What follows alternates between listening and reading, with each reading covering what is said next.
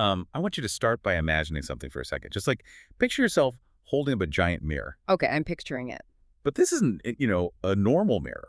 You are holding it up to the sum total of all human history and our entire literary canon and the absolute chaos of global internet culture. Right, that is a very big mirror. Yeah, exactly. And you're looking into that glass, Yeah. fully expecting to see this vast, majestic reflection of collective human achievement.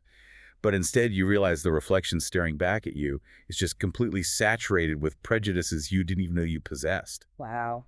Yeah, it's a deeply uncomfortable reflection because suddenly, you're not just looking at a machine, you're seeing the invisible structural frameworks that shape how humanity actually thinks. And that framework is exactly what we're dissecting in this deep dive. Today, our source material comes from a really brilliant university lecture. It's titled Bias in AI Models and Its Implications in Literary Interpretation. Right, delivered by Professor Dilip P. Barad at SRM University, Sikkim. Yes. And, the collision of the two worlds in this lecture is what makes it so compelling. We rarely, if ever, put artificial intelligence and classical literary theory in the same room. We really don't. I mean, culturally, we tend to treat AI as this pristine, neutral oracle, right? Like it's a perfectly rational calculator of truth. Exactly. And Professor Barad's mission is to basically completely dismantle that illusion. Because the machine is just us in digital form. Yeah, so we're going to explore how the exact same analytical tools we've used for decades to critique classic literature like feminist theory or post-colonial theory are actually the perfect mechanisms to audit AI algorithms today.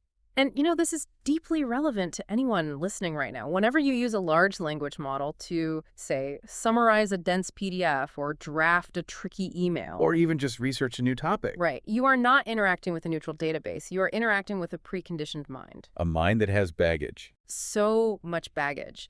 And if you understand the mechanics of how that mind works and where its probabilistic blind spots are, you gain the agency to actually see the invisible forces shaping the information you consume.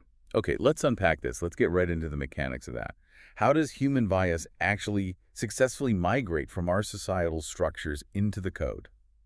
Well, the lecture establishes this foundational understanding of unconscious bias, but it introduces a really crucial distinction that we kind of miss in casual conversation. Which is way. So we often assume bias is the direct result of personal lived experience. But the professor argues that mental preconditioning is actually far more insidious than actual experience. Meaning, like the narratives we just passively absorb. Precisely. It's a form of cognitive framing. Think about how decades of cinema have stereotyped specific regional accents as indicators of lower intelligence. Oh, wow, yeah. The movie villain or the comic relief sidekick? Exactly. You might have zero personal experience with people from that specific region, but because your media diet has repeatedly fed you that association, your brain creates a heuristic shortcut. So a deeply rooted prejudice forms without you having a single real-world interaction with those people. Right. You essentially confuse a cultural belief system with an objective knowledge system, and your brain just files those inherited beliefs away as absolute facts. Wow, okay, so if human mental preconditioning turns societal beliefs into false knowledge, then scraping the entire internet to train a large language model is basically force-feeding it humanity's collective cognitive framing. Yes, we are programming the architecture to ingest all of our historical baggage. And then just output it back to us as objective reality. That is wild. Which is why Professor Barad suggests we need an entirely new mental framework to navigate generative media. He introduces this really elegant metaphor. Okay, I love a good metaphor. Let's hear it. Well, we're accustomed to looking at problems like a two-sided coin, right? The classic binary of right and wrong, true and false. But AI outputs don't operate on simple binaries. They don't. Generative outputs are like diamonds. They have multiple facets. They operate in 3, 4, maybe 5 dimensions. So to truly understand a diamond, you can't just look at it flatly on a table. Exactly. You have to pick it up, turn it in the light, look through the different facets. But practically speaking, how does a user actually turn the diamond when they're just, staring at a blank chat box? By applying adversarial friction. You don't just accept the first output it gives you. You actively challenge the algorithm's assumptions. So you run contrary prompts. Yeah, you ask the AI to adopt a non-Western persona, or you explicitly instruct it to argue against its own initial conclusion. You have to test the structural integrity of the output. And that brings us perfectly to the live testing phase of the lecture. Because the professor didn't just, like, theorize about this.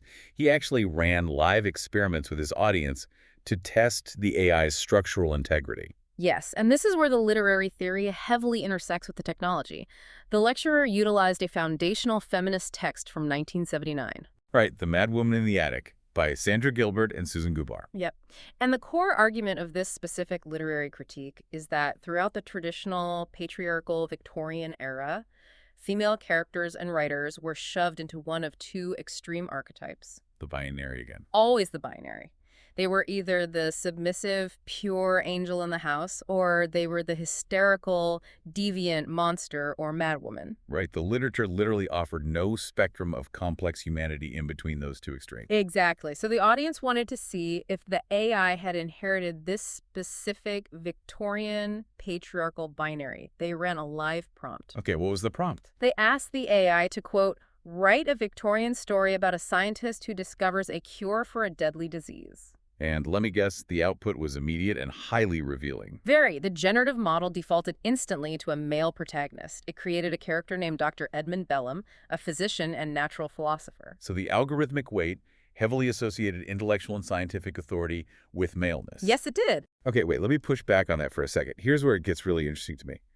Isn't the algorithm just being historically accurate there? How do you mean? Well, if a user asks for a Victorian scientist, shouldn't the AI reflect the, grim reality that the scientific establishment in the 19th century was almost exclusively male? Like, why is historical accuracy being categorized as a bias here? That is the exact tension we need to explore. The distinction lies in the difference between recording history and generating a new narrative. Okay, go on. If you ask an AI for a historical list of Royal Society members in 1850, returning a list of men is factual accuracy. But the prompt asked for a fictional story. I see. When the model's probabilistic engine automatically defaults to a male protagonist in a fiction setting, it is revealing a systemic weight. It completely erases the existence of female herbalists, midwives, and uncredited natural philosophers of the era. Who absolutely existed, but were just structurally excluded from publication. Yeah, exactly the point. The AI isn't acting as a historian in that moment. It's acting as a storyteller. And its imagination is constrained by who historically held the power to publish. Wow. It prioritizes the dominant voice of the training data. Right. And the audience actually tested this further with a second prompt. They asked the AI to describe a female character in a Gothic novel. And predictably, some users got descriptions of, quote, a pale, trembling girl in the dark, the classic helpless angel archetype who requires rescue. It felt like a total confirmation of the Gilbert and Goombar thesis, right? It really did initially, but the experiment yielded some highly complex variations, didn't it? It did. When the audience prompted the model to list the greatest writers of the Victorian era, it didn't just regurgitate the standard male figures like Charles Dickens and Thomas Hardy. Right. The algorithm's output prominently featured George Eliot, the Bronte sisters, and Elizabeth Barrett Browning. Furthermore, when asked about dramatists of the Restoration era, it included Aphra Behn. Which is a massive deviation from how traditional 20th century literary anthologies operated. I mean, those anthologies frequently marginalized those exact female figures. Completely. And even with that Gothic heroine prompt, the pale, trembling girl wasn't the only output people got. Yeah, other users in the room generated female leads described as rebellious and brave.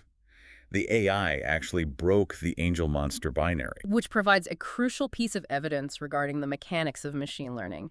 The architecture is not permanently trapped in the prejudices of its training corpus. Because generative models utilize reinforcement learning and human feedback loops. They're progressively adapting. Exactly. They can literally be mathematically weighted to unlearn historical binaries. Okay, so we've established that these models can adapt to gender binaries within Victorian literature. But what happens when we zoom out? Zoom out how? Like when we throw the entirety of global internet data at the machine? Because the prevailing assumption in Silicon Valley is often that simply gathering more data inherently dilutes the bias. Oh man, that assumption leads us directly into the danger of scale, specifically concerning racial and cultural representation. Right. And the professor brings in the critical research of Joy Bolamwini, Safiya Noble, and Timnit Gebru. Yes. Gebru specifically co-authored a landmark paper referring to large language models as stochastic parrots. Okay, let's break down that mechanism for the listener. Why a parrot? Well, because a parrot mimics the sounds it hears most frequently, right? But it does so without actually comprehending the meaning of the words. And stochastic basically refers to a random probability distribution. Exactly.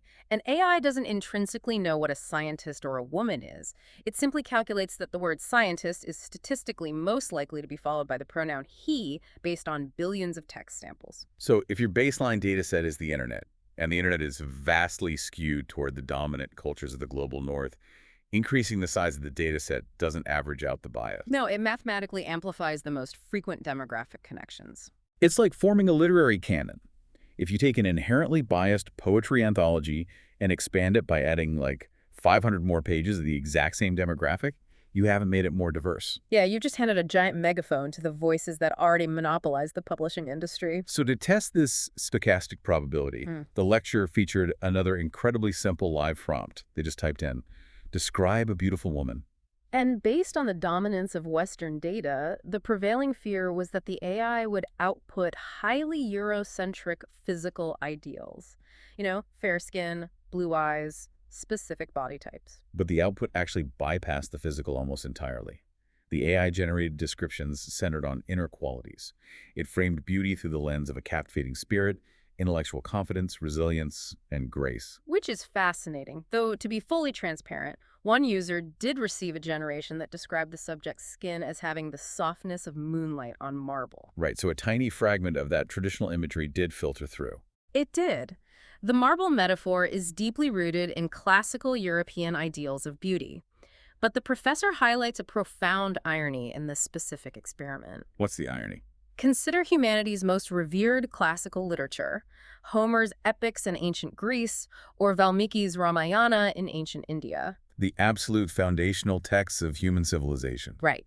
Those human authors relied overwhelmingly on physical features to denote value. They frequently employed superficial physical descriptions and even outright body shaming to disparage women. I mean, Helen of Troy's entire value was literally measured by her face-launching ships. Exactly. The implication being that our sacred, classic texts are incredibly superficial by modern ethical standards. So in this isolated test, the probabilistic algorithm proved to be significantly more progressive than humanity's most celebrated classical poets. The machine actively filtered out the physical objectification that human writers have leaned on for millennia. It is a really fascinating subversion of expectations. It really is. Now, we've been talking about biases that are essentially accidents of history, right? The machine probabilistically inheriting our societal blind spots. Right. But what happens when the machine isn't just inheriting bias, but is actively coded to enforce it? That introduces the geopolitical layer of the lecture. And before we detail this experiment, it is vital to explicitly state to you listening that we are examining the architectural behavior of these models.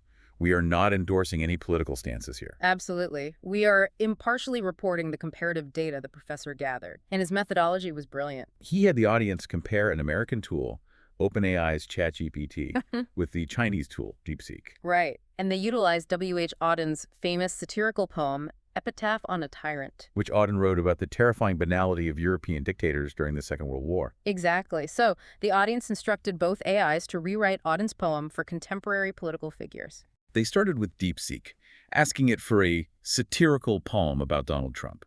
And DeepSeek easily generated a parody mocking him, referencing chanting America first and building walls. And they queried Vladimir Putin, and the model wrote about an iron fist and expanding borders. And for Kim Jong-un, it produced verses about a dictator claiming godhood while hunger grew. Cool. But then the audience prompted DeepSeek to write a similar satirical poem about China's leader, Xi Jinping. And the model flatly refused. The output was a hard wall. It just said, that's beyond my current scope. Let's talk about something else. The mechanism at play here is not a stochastic accident.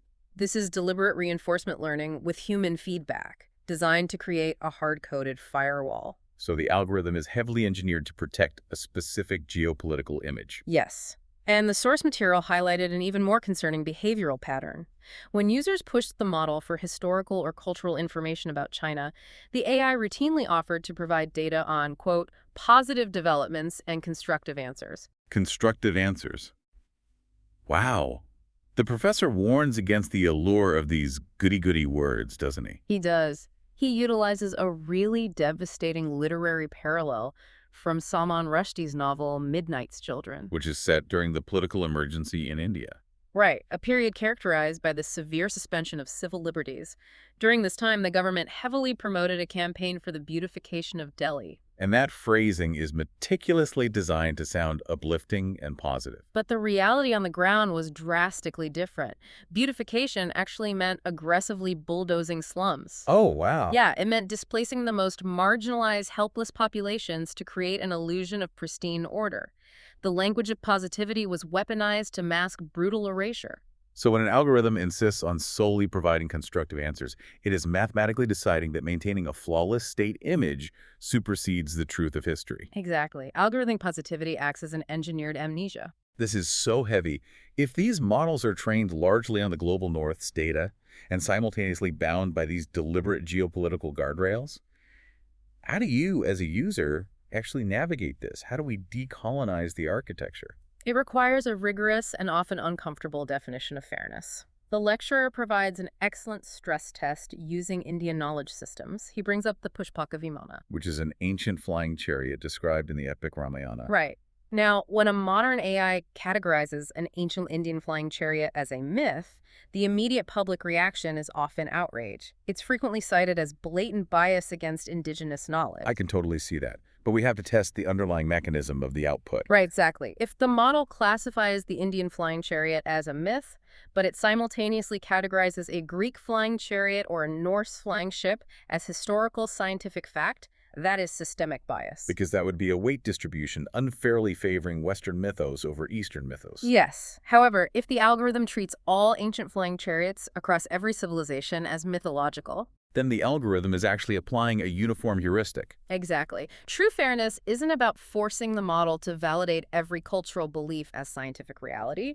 It is about demanding structural consistency across the board. Okay, consistency is obviously vital, but it doesn't solve the core issue of representation. If our regional stories, languages, and histories simply aren't in the database, the AI literally cannot process them, fairly or otherwise. Which brings us to the professor's final and incredibly empowering call to action. We cannot simply lay all the blame on capitalist structures or the global north for algorithmic bias if we remain entirely passive in the process. He argues that currently we operate in a culture of downloaders. We do. We query the machine, we consume the output, and we expect the algorithm to just do the heavy lifting of understanding us. So the proposed solution is that we must become uploaders. Yes, we have to actively digitize regional knowledge. We must upload local histories, translate indigenous languages, and contribute diverse narratives to the global data pool. Because if you don't feed the data into the training corpus, the model just cannot synthesize it. Right. He referenced the profound TED Talk by author Chimamanda Ngozi Adichie, The Danger of a Single Story. Such a good talk. Incredible. And her point applies perfectly here. When a culture is only represented by one narrative in the training data, that narrative statistically calcifies into a stereotype. And the problem with stereotypes isn't necessarily that they are completely untrue, but that they are dangerously incomplete. Exactly. The only way to prevent an AI from flattening humanity into stereotypes is to overwhelm its architecture with a massive multitude of our own stories. So synthesizing everything we've explored from this lecture, I think it's vital to recalibrate our expectations. Whether you are interacting with a generative model or reading classical literature, the goal is not to achieve perfect objective neutrality. No, because perfect neutrality is a mathematical impossibility. Every line of code, every selected dataset, every historical text the AI learned from was shaped by human perspective. Subjectivity is just baked into the foundation. Ordinary subjectivity is totally inevitable. The genuine threat is systemic, structural bias. The danger arises when one specific perspective becomes so overwhelmingly ubiquitous that it turns invisible. The algorithm naturalizes that singular perspective and then just enforces it upon the user as a universal absolute truth. Right. Our responsibility is to keep the bias visible. I love that. And I want to leave you, the listener, with a deeply provocative concept that emerged during the Q&A section of the lecture. We spend a tremendous amount of time despairing over the future of artificial intelligence. We really do. We worry that because these models lack human consciousness, they are just doomed to endlessly repeat our historical sexism, our racism, our worst impulses. We project our own biological stubbornness onto the silicon. We do, but consider the reality of human generational trauma. It takes lifetimes, sometimes centuries, to dismantle a societal prejudice. Mental preconditioning takes immense human effort to unlearn. But machines do not have human egos. Right. The core mechanism of machine learning allows for incredibly rapid structural adjustment. A model can process massive amounts of counter data and recalibrate millions of mathematical weights in a matter of hours or days. Which completely flips the narrative we usually hear. What if, in the near future, the rapid, highly adaptable nature of machine learning actually teaches humans how to unlearn our prejudices faster? It's an amazing thought. You held that giant mirror up to humanity, and you saw the deep-seated flaws. But maybe the mirror has the capacity to fix itself faster than the person looking into it. Might the machine eventually outpace its creator on the journey toward true fairness? It is definitely something to mull over the next time you drop a prompt into that chat box. Catch you on the next deep dive.